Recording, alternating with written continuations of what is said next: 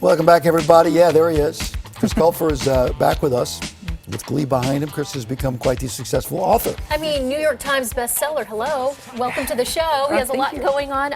The Curvy Tree, the picture book version, just the very latest. And what, your book empire of 100 books now? I'm working on number 10 right now. Okay, number 10. So, first of all, good to see you again. Yes. Big thank you, too. In fairness to you, it wasn't like you've had success in Glee, so therefore you're going to use it to write books. You've been writing way before you were performing. Oh, yeah, no, I think when I was a little kid, the acting bug bit me at the same exact time as the writing bug did. Because when I was younger, it was just all a matter of, playing pretend and creating stories. So I've always been writing ever since I was a little kid. Right, and writing stories. Writing stories, yeah. I used to write when I was little, and I used to make little, I used to draw the pictures and type up words. My teachers actually would let me read them to my classes, so. I love yeah, it's been happening for a while. And you grew up in Clovis, which is, I used to cover this area when I lived up north. This is one of the smallest little towns. It's pretty small, yeah. I wonder what growing up in that climate was like for you. And it was, it was a very, very conservative town.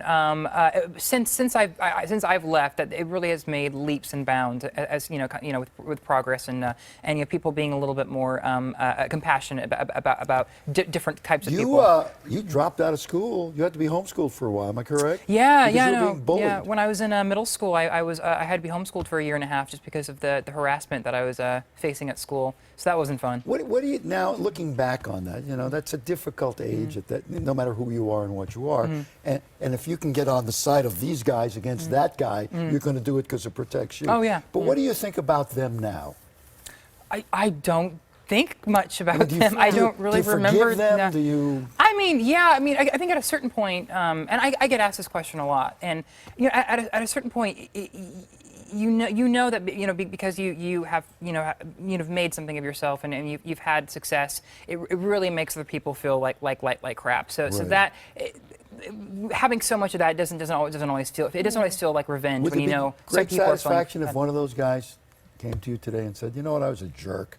I'm sorry. Yeah, I mean, if they need to, I'm good. I'm okay. Yeah, I probably wouldn't life? recognize them. Yeah, right. Yeah. For you, the Glee, and then we'll get to the books. The Glee must have been such an inspirational thing to do, to know that this was a character that you played that resonated with so many people. Oh, that yeah. you wish you had someone. Of course. I mean, to this day, I get thousands and thousands of letters from kids all over the world that are experiencing what he went through. And I think I was very spoiled since that was my first gig, and having it affect so many people. I'm forever spoiled. And it wasn't even the role you were up for. You were up for Artie in the wheelchair, yes. And I didn't get cast, but they wrote another role for me. All right, so now I think it's an artificial choice. Are you a writer or an actor now? Oh gosh. I couldn't pick either. I realize you can write all the time. You can only act when there's a situation. Exactly. I mean, maybe writing is a little more enjoyable because I can do it in my pajamas and I don't have to be up at 5 in the morning to be on a set. But I don't know. I think I like it all so much. For those who don't know, can you kind of explain what the books are about? It's a series of books, and it's set around twins, a boy-girl twin, which my kids are going to start with the very beginning one, because they love this type of a book. What's the premise?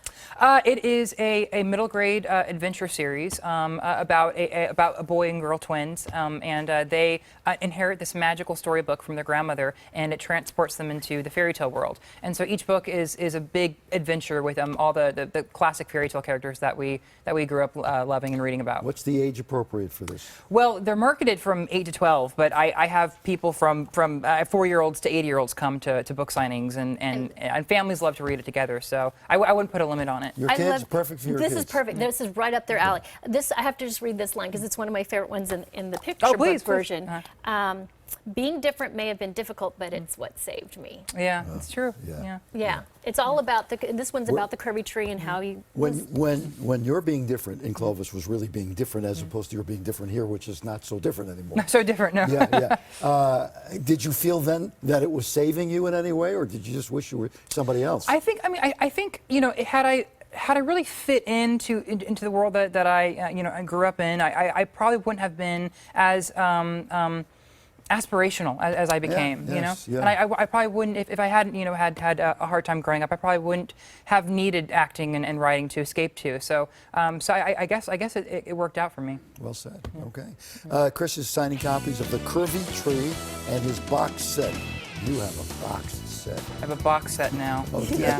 Saturday afternoon at 2 o'clock at Barnes & Noble at the Grove. Always good to see you, Chris. You too, thank you you. for coming in.